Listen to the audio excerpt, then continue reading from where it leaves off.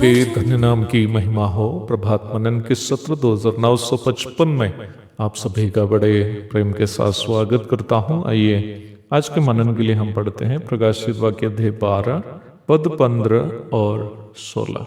और सांप ने उस स्त्री के पीछे अपने मुंह से नदी के समान पानी बहाया कि उसे इस नदी से बहा दे, परंतु पृथ्वी ने उस स्त्री की सहायता की और अपना मुंह खोलकर उस नदी को जो अजगर ने अपने मुंह से बहाई थी पी लिया।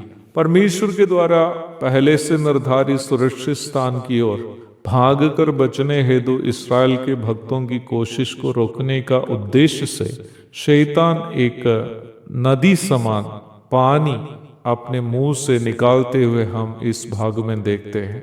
परंतु परमेश्वर ने पृथ्वी का उपयोग करते हुए नदी के पानी को निकाल लेता है ताकि इस्राएल उस निर्धारित पनाहगढ़ में पहुंच सके।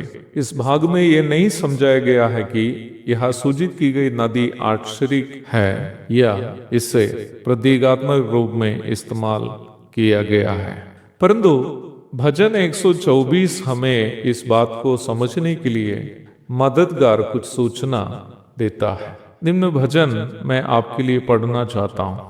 इस्राएल ये कहे कि यदि हमारी और यहोवा ना होता, यदि यहोवा उस समय हमारी और ना होता, जब मनुष्यों ने हम पर चढ़ाई की तो वे हमको उसी समय जीवित निकल जाते। जब उनका क्रोध हम पर भटकाता, हम उसी समय जल में डूब जाते और धारा में बह जाते। उमड़ते जल में हम उसी समय ही बह जाते।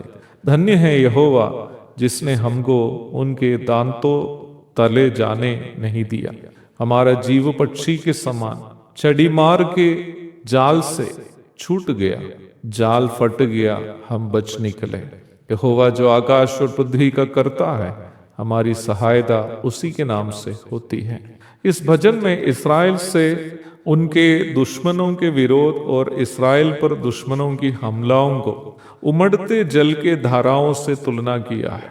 पर भजन आगे ये भी सूचना देता है कि निम्न विरोध और हमले से परमेश्वर इस्राएल को अद्भुत तरीके से बचाता है। यहाँ सूचित की गई नदी निम्न सूचनाओं की परिप्रेक्ष्य में देखा जाए महाक्लेश काल में इस्राएल के विरोध में संसार के लोगों के अंदर उत्पन्न होने वाला विरोध, जिसे एंटीसेमिटिज्म करके परिचय किए जाते हैं, हो सकता है। और इस्राएल पर उन दिनों में संसार के विभिन्न देशों के द्वारा होने वाली हमलाएं निम्न विरोध का परिणाम भी हो सकती है। पर जब हम इसी परिप्रेक्ष्य में यिर्मयाह 47 की 2 पढ़ते हैं, जहां इस प्रकार लिखा है, यहोवा यूं कहता है, देखो उत्तर दिशा से उमड़ने वाली नदी देश को उस सब समेत जो उसमें है और निवासियों समेत नगर को डुबो लगी। तब मनुष्य चिल्लाएंगे, वरन देश के सब रहने वाले हाय हाय करेंगे। इस्राएल की रक्षा परमेश्वर उसी तरीके से ही करते हुए हम यहाँ देखते हैं जिस तरीके से शैतान ने इस्राएल पर हमला बोल दिया। भयानक प्राकृतिक आपदाएं जैसे बाढ़ या भूकंप या किसी अन्य माध्यम से इस्राएल के विरोधियों को परमेश्वर मौत के घाट उतरने देंगे और निम्न वजह से भक्त यहूदियों के पलायन को वे रोक नहीं पाएंगे।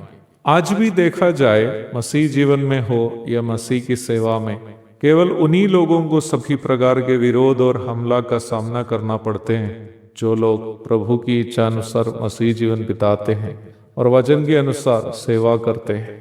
अपनी मनमर्जी के अनुसार जीवन बिताने वालों का या सेवा करने वालों का शैतान विरोध नहीं करता है, क्योंकि उसकी जरूरत नहीं है, क्योंकि उस प्रकार के लोग शैतान को किसी प्रकार के नुकसान पहुंचाते भी नहीं।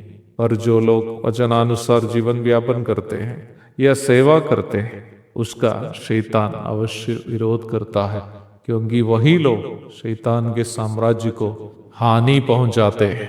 एक और शुभ दिन की धन्य कामनाओं के साथ आज का मनन में यहाँ समाप्त करता हूँ। प्रभु आप सबको आशीष दे। आमीन।